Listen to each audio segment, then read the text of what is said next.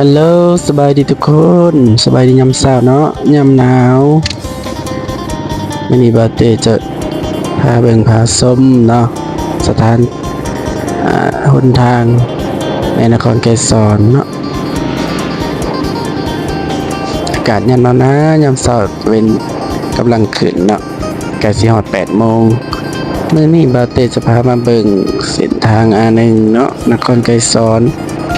เส้นทางเส้นนี้มีความยาวประมาณ7 กิโลเนาะปาเต้จะบ่ได้เว้าหยังหลายเนาะปาเต้จะให้ภาพเป็นผู้บรรยายไปเลยเนาะ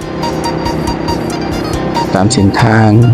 ในยามเช้าอากาศหนาวๆเนาะ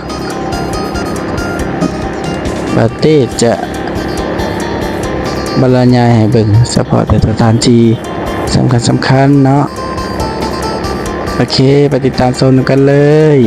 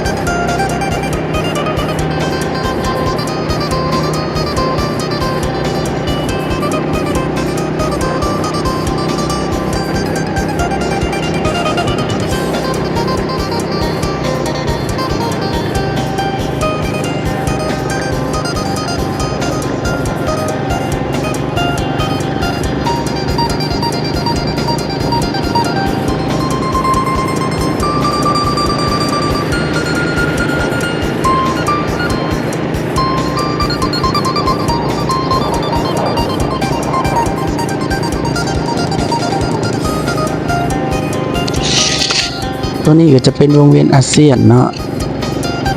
อยู่ในแขวงสวรรค์ในการในนครไกรสอนนี่มันมีวงเวียนหลายเนาะหลายบอนหลายจุดตัวนี้จะเป็นวงเวียนอาเซียนเนาะ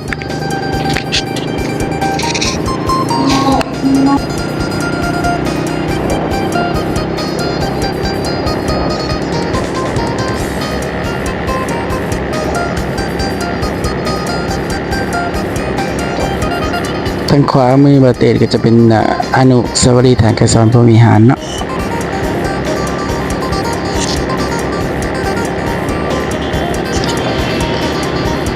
ปกติแล้วเส้นทางเส้นนี้จะเป็นเส้นทางมีแต่2 เลนเนาะ นไปแล้วก็เกตเลนกลับแต่บัดนี้เพิ่นสร้างใหม่เนาะบูรณะใหม่ให้มีข้างละ2เลนเนาะ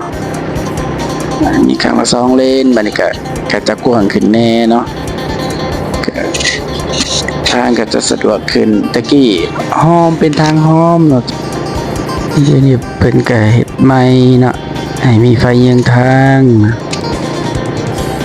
มีอันคู่อยู่กลางถนนเนาะ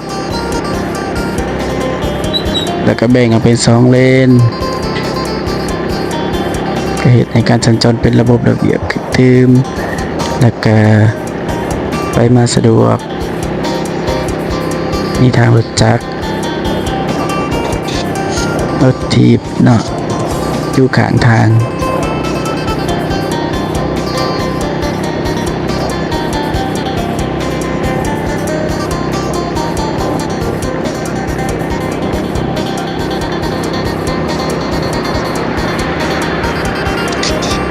ในเบื้องขวามือเนาะก็จะเป็นสนามบินเนาะแต่ว่าทางเข้าไปอยู่ทางหน้าปุ้นเนาะตัวเป็นอ้อมหัวไว้นี่เป็นสนามบินแขวงสะหวรรณเขตเนาะ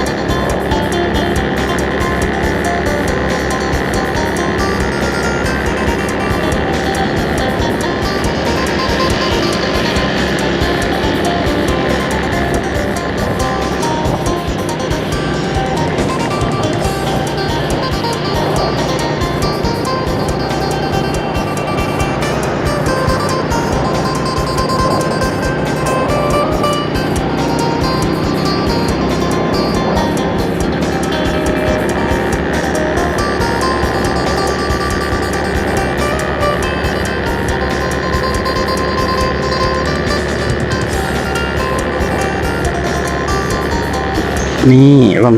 ซอยเบื้องขวามือนี่เนาะมีไฟเยืองทางนี่จะเป็นทางเข้าสนามบินสะหวรรณเขต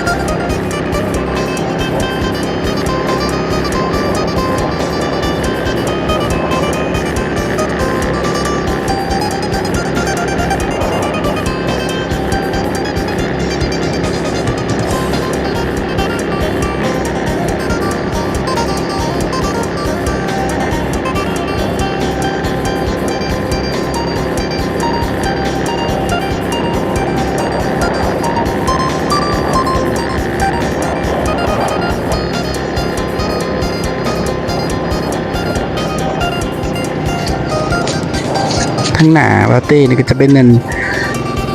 วงเวียนกระบองเนาะวงเวียนกระบองของสวนพาวเวลเนาะเส้นนี่มันมาตะปากเซก็จะซื้อเข้าไปเพิ่นก็จะเป็นห้องหมอแขวงสะหวรรณเขตเลยนะกะเข้าตัวเมืองนครไกรสอนเพราะว่าเส้นA1นี่เป็นเส้นที่แบบเลี่ยงเมืองแน่นะจากวงเวียนไดโนเสาร์ไปฮอดวงเวียนกระบองแล้วก็ถ้าเลี้ยวซ้ายลงไปเพิ่นก็เป็นปากเซถ้าเลี้ยวขวาเข้าไปก็จะเป็นห้องหมอแขวงนะซื้อไปเข้าตัวเมืองออกเข้มคลอง